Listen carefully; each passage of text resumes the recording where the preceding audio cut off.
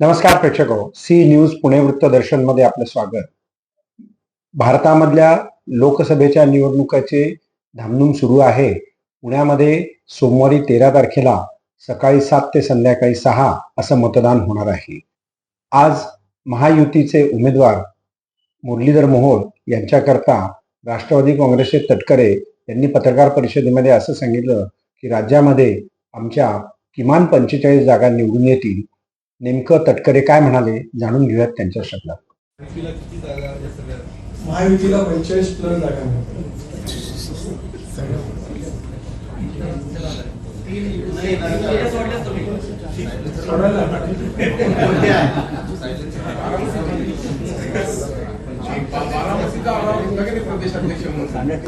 बारामतीचा आढावा नक्की घेतला. तिथे पवारच विजय होणार.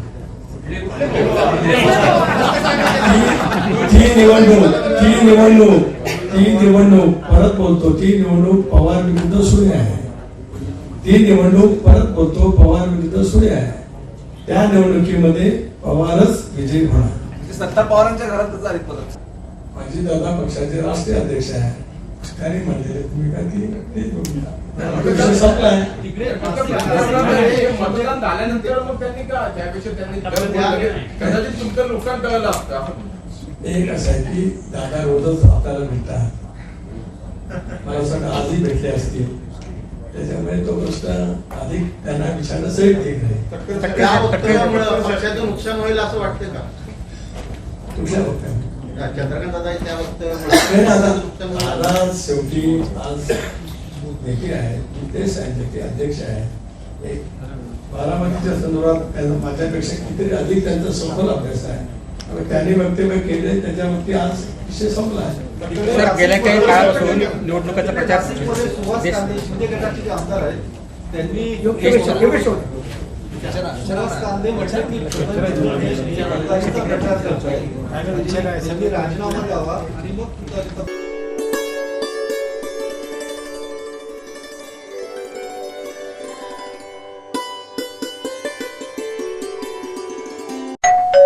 अहो उठा ना, ऑफिसला नाही का जायचं?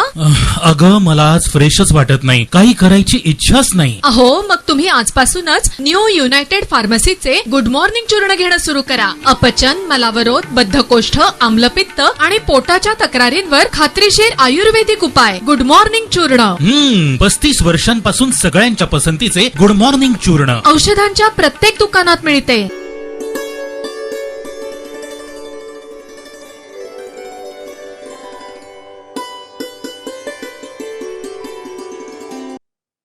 रवींद्र धंगेकर यांच्या प्रचारार्थ राष्ट्रीय आरोग्य सेनेचे संस्थापक अध्यक्ष डॉक्टर अभिजित वैद्य, विकास ठाकरे आणि माजी न्यायमूर्ती BJ कोसे पाटील यांनी धंगेकर यांना पाठिंबा दिला आणि मोदी हे का नकोत याचीही त्या ठिकाणी त्यांनी चर्चा केली. हे त्यांनी दाखवून द्यावं. म्हणजे देशातल्या सर्व नागरिकांचा आरोग्याचा विमा उतरवला आणि प्रत्येकाला 5 लाख रुपयाचं संरक्षण आम्ही दिलेलं आहे. पण कुठे सार्वजनिक आरोग्याची इतकी दारुण अवस्था जी खरं तर आजपर्यंत कधीही झाली नव्हती. कोविडच्या काळामध्ये जे मृत्यू आहेत जे झापले, गंगेच्या पात्रामध्ये तरंगणारी प्रेत जगाने पाहिली पण तुम्ही नाकारली. आमच्या देशातल्या गोरगरिबाचं मरणं तुम्ही नाकारलं. त्याला जगणं तर तुम्ही जगून दिलंच नाही. महागाई, बेरोजगारी. मी संपूर्ण विदर्भात सांगितलं की विदर्भात ज्या पद्धतीने निवडणूक झाली 2 टप्प्यात व्हायच्या सगळ्या, त्या टप्प्यांमध्ये विदर्भातली जनता विरुद्ध भारतीय जनता पार्टी असं चित्र होतं.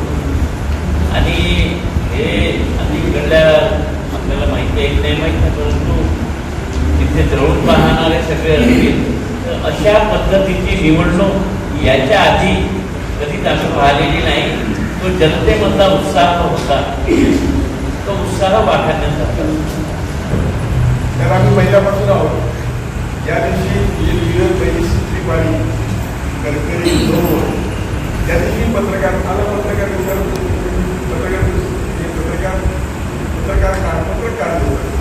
की गडकरीला आणि आलेल्या गोष्टींना अजिबात समजत नाही.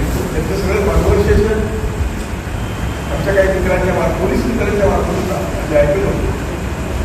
इकडचे हे अखेरीकडे तिकडचे पाकिस्तानी विचारतात आणि कमिशन मार्ग हे म्हणतात आमचा काय संबंध नाही. आम्ही इकडे आहोत दोन्ही हॉटेलवर वगैरे कामाला त्यांच्यापैकी मारले आमचा काय संबंध हे मार्गदर्शन आहे. त्यामुळं गडकरींचा झाले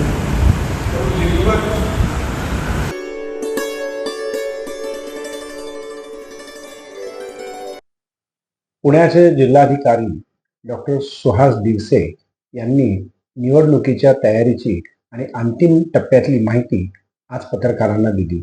नेमकं कशा प्रकारची तयारी चालू आहे, किती हजार कर्मचारी आहेत, वाहन व्यवस्था काय आहे, निसर्गाचा त्याच्याशी मुकाबला करायची वेळ आली तर काय तयारी आहे, जाणून घेऊयात पुण्याचे जिल्हाधिकारी डॉक्टर सुहास दिवसे.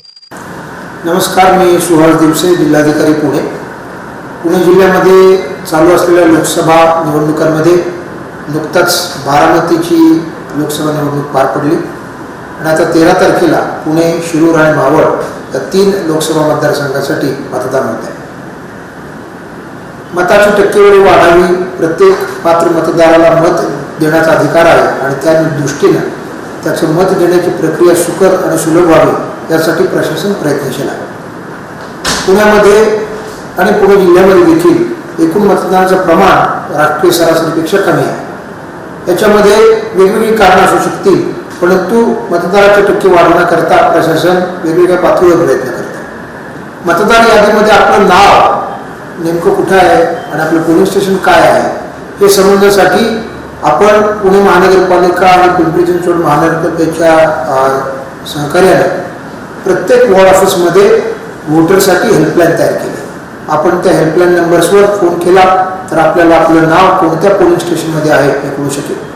त्याचबरोबर आपण वोटर इन्फॉर्मेशन स्लिप लोकांना वाटण्याचे कार्यक्रम गेले 8-10 दिवसापासून सुरू आहे आणि प्रत्येक घरोघरी जाऊन आमचे BLOs आपल्याला ही वोटर इन्फॉर्मेशन स्लिप देत आहेत आणि त्यामुळं या BLOsना आपल्या सोसायटीमध्ये किंवा इतर ठिकाणी प्रवेश द्यावा मी आपल्याला आवाहन करतो.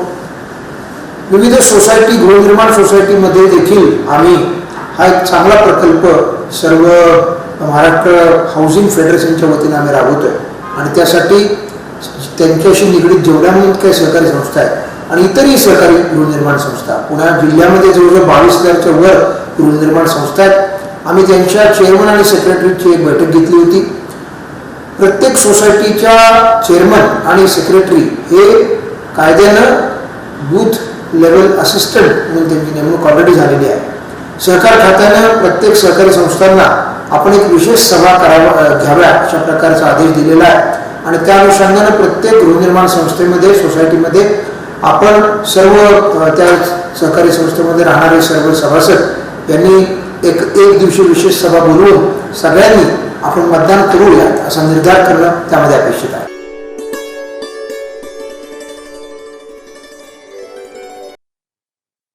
मूळ राष्ट्रवादीतनं वेगळा गट निर्माण करणारे अजितदादा पवार यांनी निवडणुकीच्या संदर्भामध्ये भाष्य केलं आहे. त्यामध्ये चंद्रकांतदादा पाटील यांनी बारामतीमध्ये येऊन ज्या प्रकारचं विधान केलं होतं ते करायला नको होतं अशा आशयाची भूमिका आज अजितदादा यांनी बोलून दाखवली. नेमकं जाणून घेऊयात त्यांच्या शब्दात ते काय म्हणतात. ते काहीतरी फालतू कोणीतरी प्रश्न विचारणार आणि काहीतरी त्याला वेगळं स्वरूप देणार. तुम्हालाही माहिती आहे की 5 वाजून 5 मिनिटांनी तुम्ही तिथं गेला तर 6 वाजेपर्यंत जेवढी लोक लाईनीत असतात ती लाईन 100, 150, 200ची असली तरी 7-7:30 पर्यंत ते येतं. पण धरताना काय धरतात, 2.5 तासाचं मतदान धरत नाही, 5 ते 6च मतदान धरतात.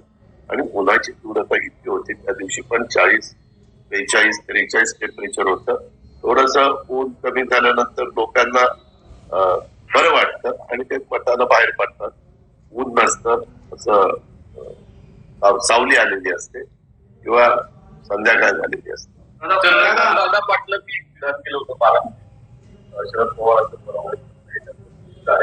त्याचा काही परिणाम ते जे काही विधान केलेलं होतं त्या विचारात काही अर्थ नव्हता, काही सत्य नव्हतं.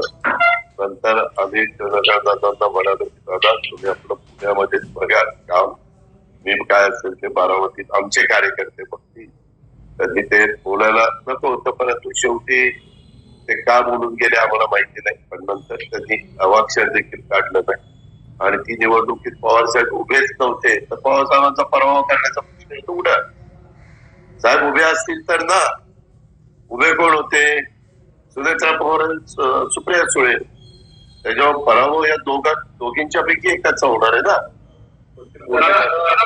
बोलले ते चूक आहे, मान्य करतो ना. त्यांनी असं बोलायला नको होतं. जी व्यक्ती उभीच नाही त्यांना तुम्ही पराभूत करायचं म्हणता, हे बरोबर नव्हतं.